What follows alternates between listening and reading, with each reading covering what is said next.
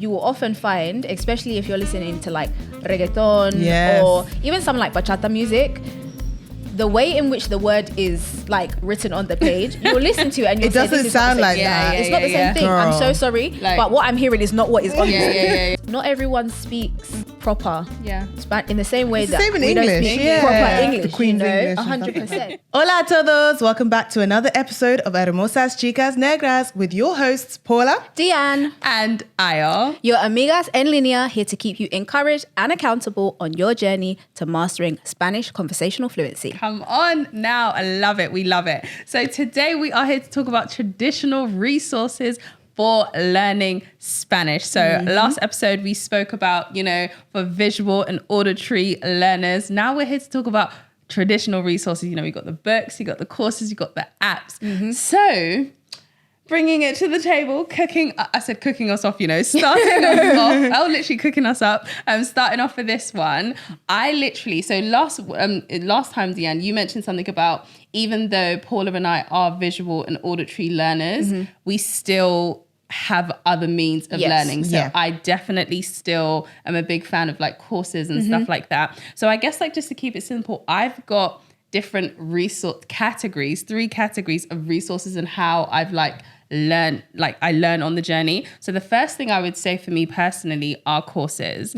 Now, 2 of the courses that I'm actually using at the moment are Framework to Fluency, Erica Ray, and then also Fluent Spanish Academy. So just for context, the reason why, and I'd love to hear more about from your perspective in just a moment, Deanne, but like the reason why I found that courses are so great is because it almost like it gives you like some sort of structure and some sort of curriculum, because it's very easy to just be on the journey and just sort of not know where you're going. However, this is why we're recommending stuff that we actually use, because finding the right course for you at your right level is really important, because the course that got me here isn't necessarily going to take me there. Come on. So No, I love that. I love that. So that's just the first thing to mention. So the first thing in terms of my self-study course, so those are the 2 courses I'm using at the moment. And then the second category that I've put this in is like comprehensible input. So with that, that's where you have your books, that's where you have your listening, that's where you have your podcasts and stuff like Magazines. that. Yeah. Magazines, which we're going to unpack in just a moment. So that's like the comprehensible input.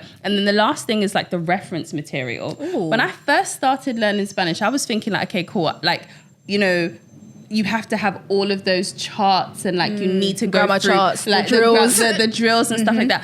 And whilst it is great to begin with, like when you get to a certain stage, and like we always say, like if the goal is conversational fluency, getting to a certain stage, that sort of has to shift. And instead of us studying the grammar book, like, hey, let me open A, B, C, D, E. No, it gets to a place where it's like, it's just reference. So you're reading a book, you're listening to a movie. What does that word mean? Then you reference it. That's and good. I found that having those 3 categories just really nice and simple. So having my self-study course that I might do, once or twice a week, not every single day at the moment. And then having comprehensible input, which would be or is every single day in some way, shape or form, even if it's just 5 minutes, and then having the reference material. And that's what I've really found to help with the traditional learning style. Yeah. I mean, I have a question. So you just mentioned a couple courses that you're doing kind of, depending on what frequency they need to be. Yeah. But how many courses would you recommend? Obviously, I'm not a course person, this is what I'm asking. But how many courses would you recommend to people that are kind of academic-based learners to be on? I love good. that. That's a great question. I would definitely say no more than 2. So for context, the Framework to Fluency course, the only reason why I have the second course is because of the Framework to Fluency. The Framework to Fluency course was basically for me getting that structure, how to plan my days, how to set smart goals, because that's another thing. Like, I am a goal-oriented person, so I needed to have like a specific goal that I was working to, successfully delivered on the public speaking workshop for girls in Mexico on the 23rd of April, which was amazing. It was that course that allowed me to have the framework. Yeah. So, but then with the Fluent Spanish Academy course, what that helps me do is learn Spanish through stories, but in a structured way. Yeah. So that's what I'd say. So definitely not more than 1 or 2, because the framework to fluency, I don't use that course every day. That was just the launch pad to get me through. But I'll often use it as reference to say, oh, okay, I'm feeling a bit demotivated. Let me go and look back on why I set this goal. So it's sort of like a refresher course for me. That's really, in really this good. case. So yeah, that's what I'd say. I would say I think that's a really good point, because when it comes to, I think the issue that many people find with traditional or academic style learning is there's so much out there, they get overwhelmed. Yes. Should I do this thing because this person, he was fluent in 3 months? Should I do this thing because they said that this is the best book to buy? Yeah. Should I do this? Should I do that? So it's very easy to get overwhelmed. And I think that that's what turns a lot of people away from an academic style of learning, if that's not their usual forte. So I think you have to be mindful of just pick one. Literally just pick And one start. and start. And if it fits, it fits. And if it doesn't, that's when you decide to change. Because it's not, you can't have everything at once. Like, just try one thing, one course, one book, see if that works for you. And if it doesn't, then you can move on. And I know that that's something that I had to learn. Like, when I tell you guys, if you could see what my bedroom looks like, right? I have a desk full of books, right, for Spanish. Books that I've bought in Spanish about Spanish grammar. Books that I've bought in English about Spanish grammar. Verb drills, grammar drills. 1,000 most used words in Spanish. Because when I was a beginner, I was just like, I don't even know where to start. Let me get everything, because you said this is good, I'll get this. You said this is good, I'll get this. But it's really, really important to just try one thing and go from there. So for me, that one thing was magazines. When I moved to Spain, which if you're not familiar with season 1, I spoke a little bit about my move to Spain. I lived in Madrid for 10 months. And during that time, what I did for like reference, outside of speaking like with my host family, I lived with the host family, but at work, I wasn't actually allowed to speak Spanish. So I had to I had to be really, really intentional about consuming Spanish content and making sure that my input outside of living life was in Spanish, right? So what I did was I bought magazines from Cosmopolitan España, and it was really, really fantastic for me because it not only showed me the vocabulary that people were using, the local vocabulary that people were using, and it also allowed me to see how Spanish is used in real life context. Because I think that a lot of it's not an issue, especially when you're learning the basics, when you're learning how sentence structure works in Spanish. It's important to have that foundation of maybe a grammar book, for example. However, when you get out into the real world, you'll see that there are disparities between how this sentence is made here and how it's made here. Because not everyone speaks proper in the same way that same in we English, don't speak proper English, the Queen's English and stuff like 100%. So I would definitely say for me, magazines have been so good. And now, because obviously I don't live in Spain anymore, so what anymore? I don't live in Spain anymore. Oh, okay. I thought you said you don't spend anymore. No, I don't live in Spain anymore. So what I've done is I subscribe to their online newsletter. Cosmopolitan España has a website, so I get I think it's like weekly emails from them, which gives me the content in a digestible way as well. So good. It's very, very small. So you have to, if you are using the more traditional or academic style of learning, it's really, really important to know that you don't have to do everything at once. You don't have to take in everything at once. And you can learn in a way that is digestible for you, because it's not every day that I'll have an hour to be sitting here and doing Spanish learning drills. So having that magazine and I guess online resources as an option has been so imperative in my Spanish journey. Yeah, absolutely. So and just piggybacking off what you just said, I really love that, because even when you're thinking about what reference material you're going to have, even writing down why you want to try that one thing, because it's so easy you've decided you're going to try this one thing, but then you watch another YouTube video and then you want to jump on that. But then if you remind yourself why you started that, then it puts you in a disciplined place where you're not jumping on what's popping and what everyone else is doing, because you're doing this for your particular learning style and yourself. So I'd say no, that's good. Yeah, definitely. That's fantastic. Yeah, 100%. As far as books, did you guys, because we already know, if you watch season 1, your girl loves a book, your girl loves a course. That is just a bit of me. I love that. But before I go into like my spiel regarding books, did you guys have any sort of, I guess, physical materials that you used, books, courses, whatever the case may be, on your journey, especially as a beginner versus now? So I don't read books in Spanish. I'm an avid book reader, but not in Spanish. But a written thing that I enjoyed is song lyrics. Like, yes, I love a bit of music. Yes. And we're planning to maybe make some content for socials about like songs in Spanish. But yeah, like even just how Spotify app gives you like the lyrics of songs. That feature. So good. Amazing. Oh my gosh. good. I literally I'm so here for it. And I need all the artists to quickly go back and Yes. download in your lyrics. No, Literally. seriously. And then also like I'll just Google lyrics and stuff like that. Because sometimes I'll hear songs. I do listen to quite a lot of Spanish worship and Spanish CHH, which is Christian hip hop.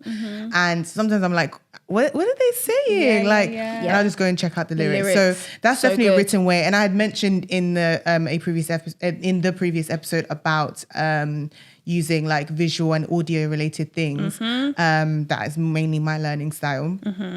Anything I watch usually has subtitles. So, and that's in English anyway as well. So likewise, anything I watch in Spanish or anything I listen to in Spanish usually has subtitles, because I love to be able to, like, as someone who is dyslexic, I love to be able to use multiple senses whenever I'm doing anything. So if I am listening to a lyric, I want to be able to read it as well and see it. So yeah, that's like my visual, like my written, but I don't think I'm at the stage yet where I can actually like, unless it's like children's books, I don't think I can fluently like read, which is a good thing. I don't think I can fluently read a like fiction book yet, but 100%. Sorry, I was just going to say, on the point of music, I think what you said was so key in terms of not just listening to it, but seeing it at the same time. Because you will often find, especially if you're listening to like reggaeton or even some like bachata music, the way in which the word is like written on the page, you'll listen to it and you'll say, doesn't this is sound not the like same. that. It's not the same thing. Girl. I'm so sorry, but what I'm hearing is not what is on it. But I think it's really, really good because it teaches you not only how it's spoken naturally, but it allows you to mimic, especially if you've chosen a dialect already. Mimic the accent. Listening to music within either from someone who speaks that same dialect or the genre of music from that dialect will help you so much in making sure that even when you're pronouncing things, when you're speaking, when you're singing along, you're actually going to sound near native. Yes. That's true. And you know, piggybacking off what both of you said, I've literally started writing out song lyrics. So for example, like the 2 songs that I literally wrote out the lyrics. So I'm practicing my writing, I'm practicing my reading, and I'm practicing my listening. And I found that as I'm writing out the song lyrics, like those are sentences I'm learning to say. Like I had this realization just the other day that there's no word that I want to actually say that hasn't already been said before. That's so good. So it's like, That's for example, so like just understanding that we don't have to reinvent the wheel here. Like the language already exists in its beautiful form. It's like seeing it in its context, and song lyrics are a perfect way to do that. Like you have little phrases and stuff like that. So that's been really amazing. And that then, if we're able to write it, there's a writing and speaking connection between the two. So good. Yeah. I would say on the point of books, because I think you made a really, really good point. When we speak about books, there are 2 kind of forms or styles of books that we could be talking about. Are you reading like a fiction, non-fiction, or are you reading like a teaching resource? Yeah, like a grammar because I book. think a lot of people, when they think of academic style learning, they're thinking of teaching resources and materials. But that doesn't always have to be the case. Absolutely. Of course, for me, I love them both, but that's not for everyone, you know? So I would say for those who are looking for actual teaching materials, I would say I got a little list for you guys. And they'll all be in the description. Yes, they will all be in the description with the link so you can go and purchase. But one thing that I really loved was Spanish Made Easy. I think I was watching a YouTuber speaking about, they were a language learner themselves. Right. And I think in this case, it was very, very good for me to hear from someone who was also learning the language, because sometimes it can be a bit more overwhelming when you are reading. Like if you're a native speaker, of course, in most cases, the grammar to you will come naturally. You've learned it. So getting resources from a native speaker may not always be the easiest to understand, but for someone who was also learning this language, this book has been so good in terms of it breaking down the material so digestibly and so easily that even in English, I'm able to see the kind of connections. Yeah. So when it comes to now speaking Spanish, it makes things a lot easier for me. So good. And then the last one, which actually is so, I think for me, it has a special place in my heart. It's, and you guys are going to laugh, but it's the Collins Spanish Phrasebook and Dictionary. And the reason, Not Collins.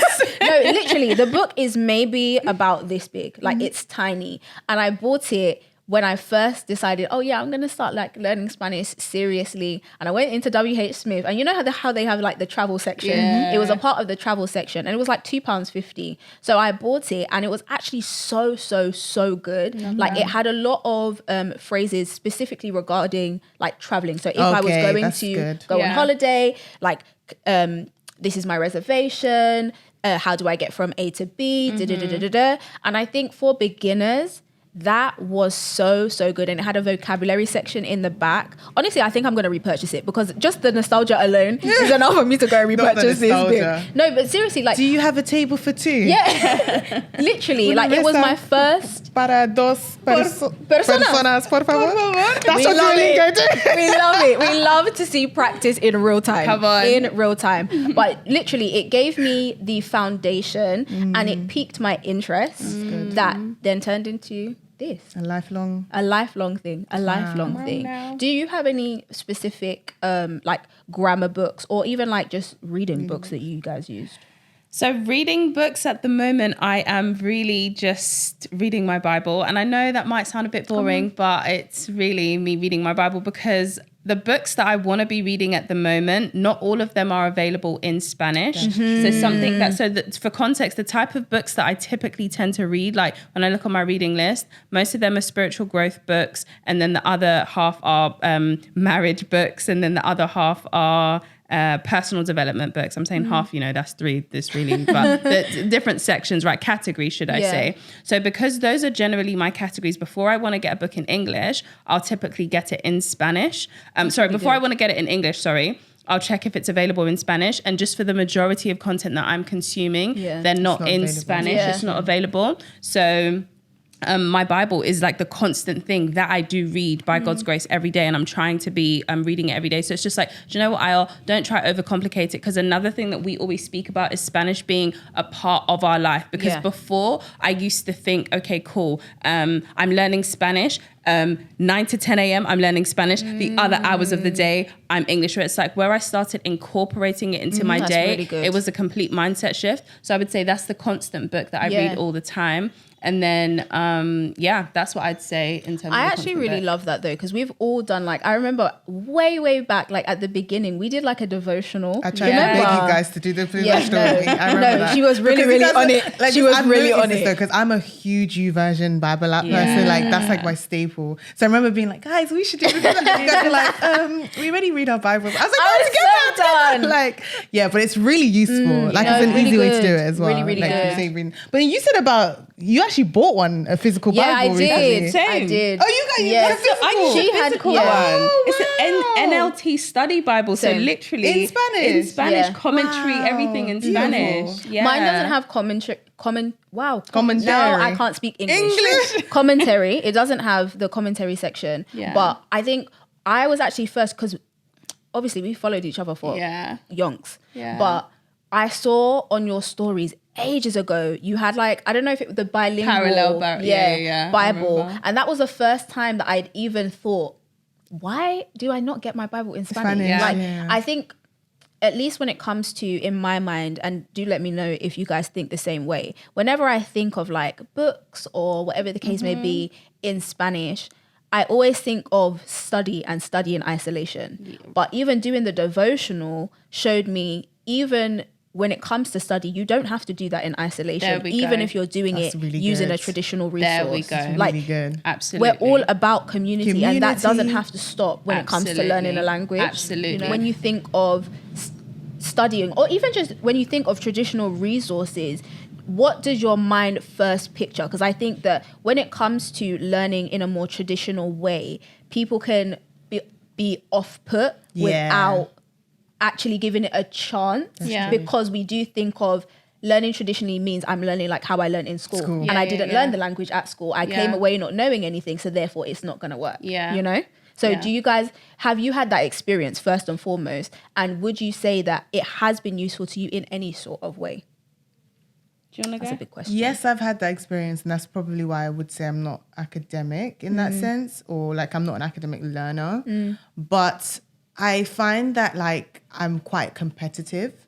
So learning language in community has been really useful for that. So I don't really do it too much with Spanish. I still kind of learn Spanish by myself, but Igbo is another language I'm learning. It's a Nigerian language, mainly typically of the Igbo people in the southeast of Nigeria and other West African countries. And I learned Igbo with a group of other British Igbo kids, like young people. We all are at the same stage of like not knowing the language, and we're all learning together. And because we're all at the same stage, we're all quite competitive with each other. It's all very friendly competition. And our Igbo teacher is like in Nigeria, it's online, and so learning in that group has been super useful. And I think even though that's very academic, it's very much a PowerPoint presentation that we all write and stuff. I typically control the PowerPoint, so I'm the one typing out the things, and the teacher will ask me stuff and I'll be doing it. I found that quite useful, even though typically that's not the way I would choose to learn independently. But it has definitely been an added element that's really useful to me, and I think that is why I did want us to do that like devotional together. The devotional was going to be is in Spanish. I found that like when you guys would put your comments and stuff, it really made me, it forced me to actually like, what does this mean? Because if I'm by myself, I'm like, oh, I don't know what this means. I just keep going. But if the other people are there, they're like, so Paula, what do you think? I don't know what I think. Now I have to go and find out what you actually said. I even want to talk about the Netflix party that we had. And basically we watched a film together, a Spanish film. What was it called again? It was called Ahí You've te Got encargo. This. Yeah. Okay.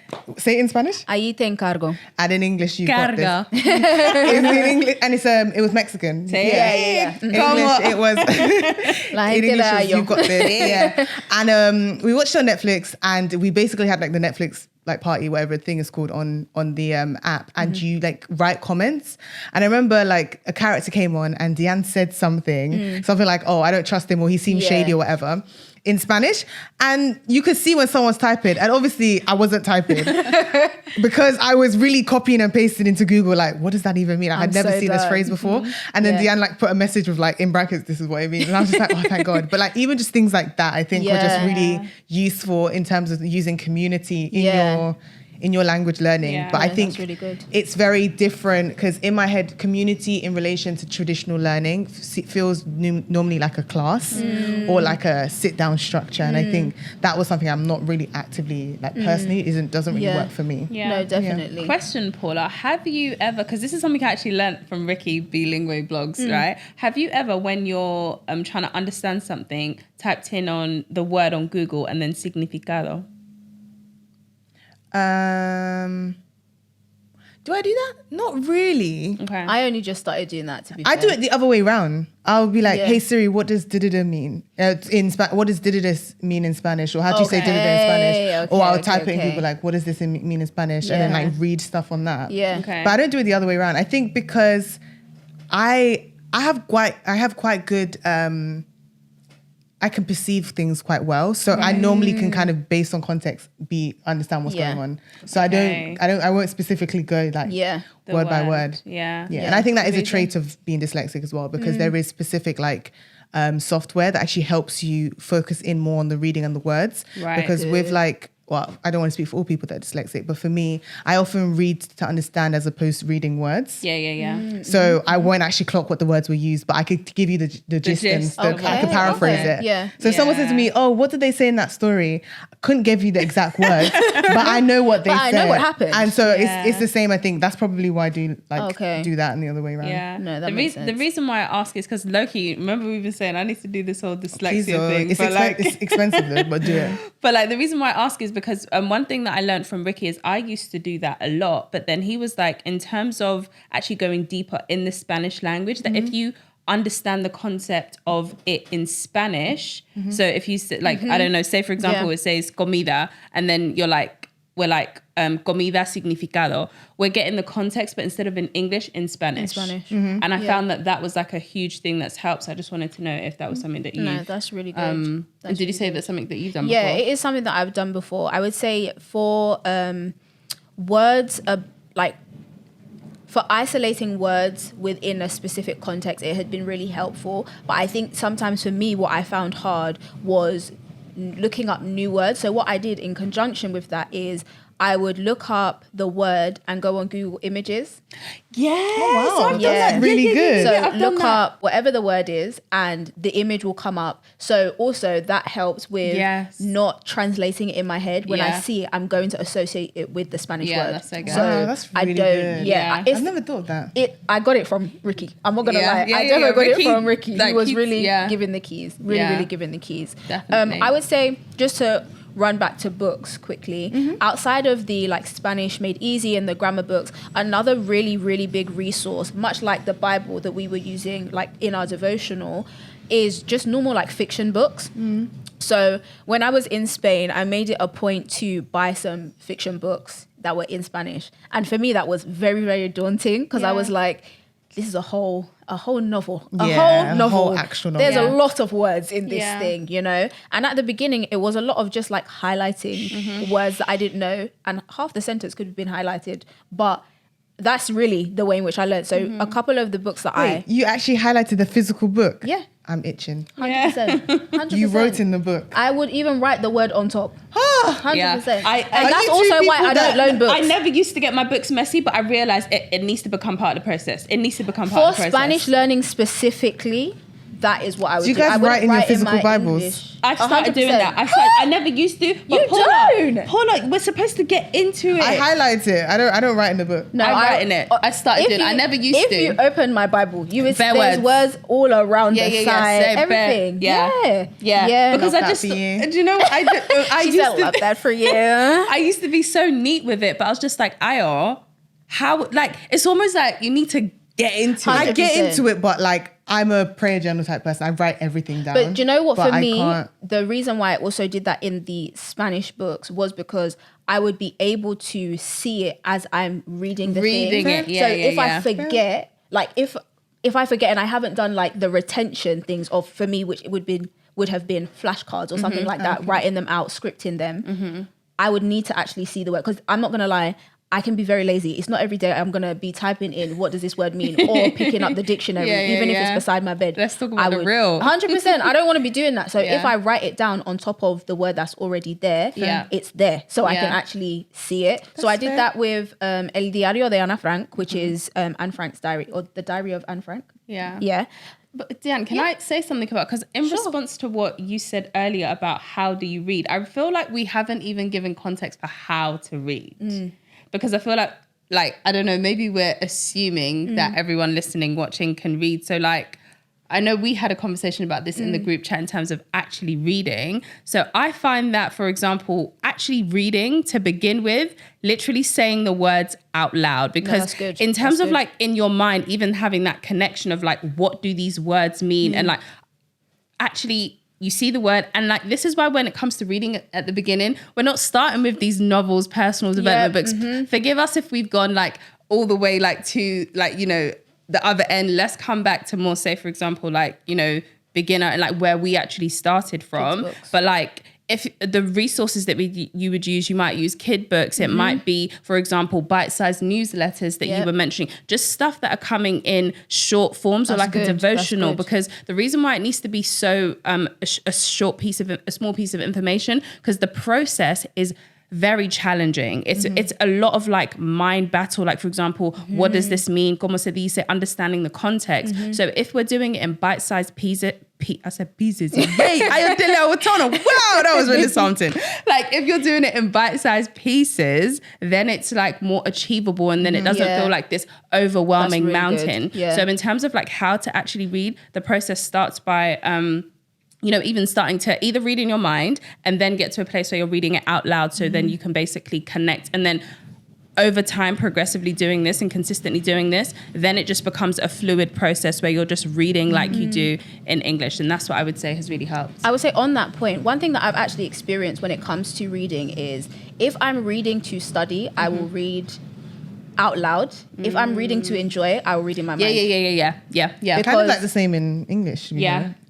If I'm focusing on saying the words, I'm focusing on like my pronunciation, my diction, all of that kind of stuff. So I could read the sentence and know nothing of what's been said. But if I'm reading in my mind, I can actually enjoy the story. So if you do decide to like read, whether it be a Bible, whether it be a fiction book, whatever it may be, a newsletter, or a kid's book. Or a kid's book, I would say be mindful of the way in which you're processing the information and give yourself grace if you're like, I've read this entire sentence and I don't understand. Yes. And literally, I don't understand anything that's been said because it is a mental process. There's a lot that's going on internally as well as what's going on externally. So 100%. But that was really, really good because we definitely did assume that people knew how to read. And it's a humble, like we're all on the journey. We're all learning. So definitely. But you were saying about, so you mentioned the first book. So Anne Frank's Diary was the first book. The second book, which is actually my favorite because it was written in like a very much like a blog style. It's called La Vida es una verbena and it's actually by a woman who is, I believe, like a writer and a blogger. And she was speaking about how she transitioned from living in the city to living like in the country with her husband and like valuing the small things in life. So La Vida es una verbena means life is, and the verbena is a type of flower. So like enjoying the simple things in life. So loved. I got that from one of my colleagues in Spain when I was there. She lent me her book. And then I literally asked for it for a present for my birthday because I was like, no, I must have this in my collection. Oh, that's sweet. Must have it in my collection. Is there any others? I have a couple of like different in the same vein of the bilingual Bibles, the parallel Bibles, you can definitely get books Penguin has a book of like short stories in Spanish that has Spanish on one side, English on another. That's Amazon, baby. You know? Amazon, baby. But we'll link it. Yeah, we'll link it in the description. But I would say, that's been the big.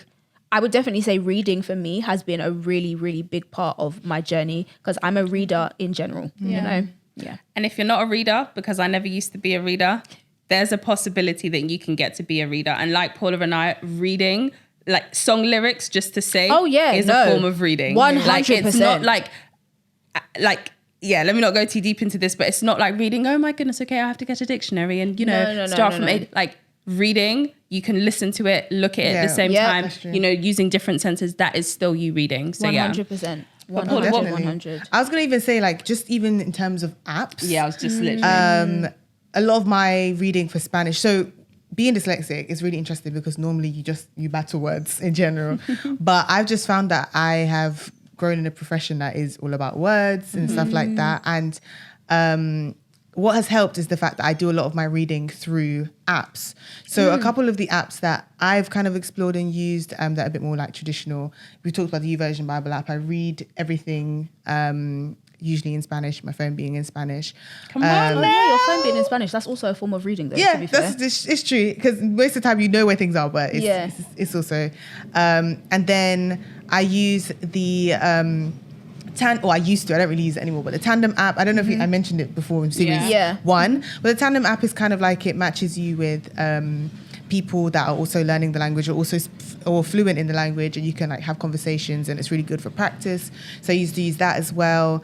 I was showing Deanne this, but there's a Spanish game.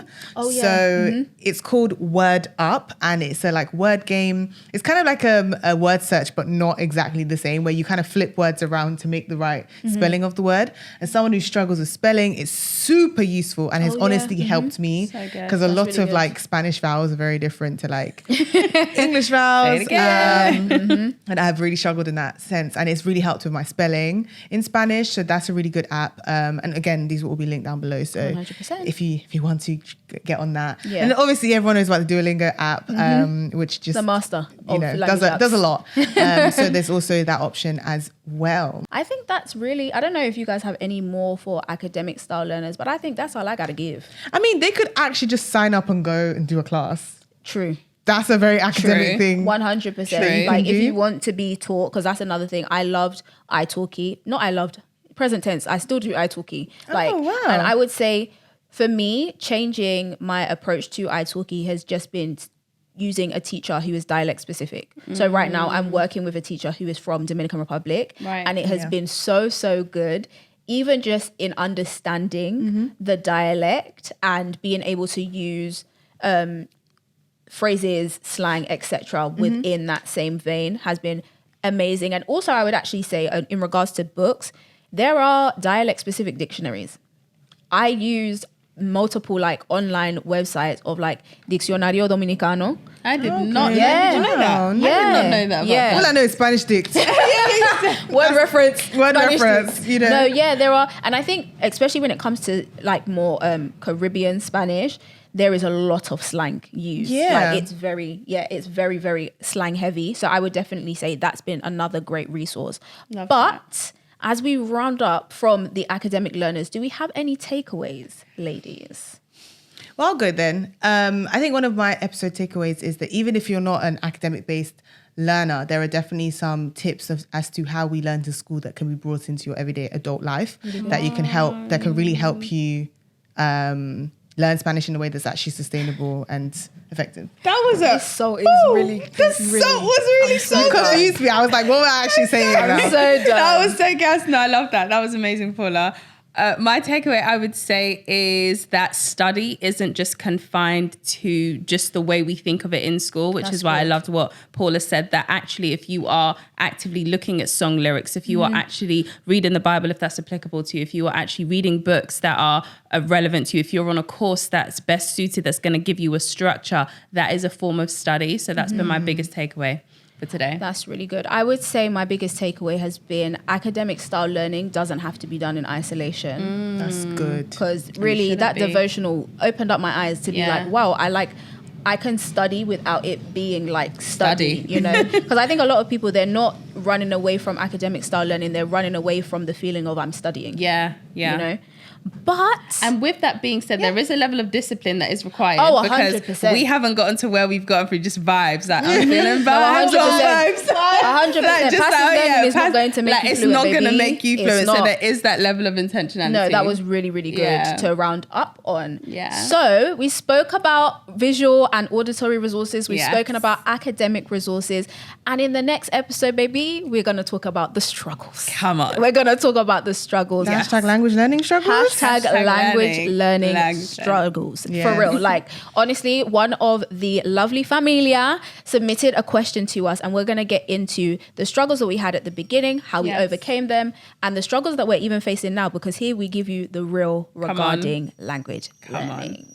Love it. And we really want to ask you to please sign up to our community list. Honestly, we at the moment, at the time of recording this, we don't have like weekly newsletters that we're sending to our community. But just in case we jump on an Instagram live, we want to let you know. Just in case we're going to be at an event, we're hosting an event, we want to let you know. Just in case we're going to do something with some really cool people, we want to let you know. So definitely sign up. The link is down below and also in our bio on Instagram. And speaking of Instagram, make sure to follow us. Make sure to follow us at Hermosas Chicas Negras. Come on. And use the hashtag HCN podcast. Yes. We will be on all your favorite platforms. Spotify, YouTube, Apple Podcasts, wherever you listen and watch us on. If you are listening to this on Spotify or Apple, make sure to leave a rating, a 5-star rating if you can. If you're on YouTube, that's the other one. If you're on YouTube, make sure to leave a nice comment for us. We love reading them. We love responding. We appreciate you all. Make sure you're subbed to the channel. Share it with your friends. Bell notifications. And you'll get notified when every episode drops. Literally. And even our shorts as well. Because they come and grow. They come some nice fun content coming out as well. But I'm so excited. Yeah, amazing. me too, man. Excited. Thank you guys for tuning in. And we'll definitely see you in the next episode. Ciao.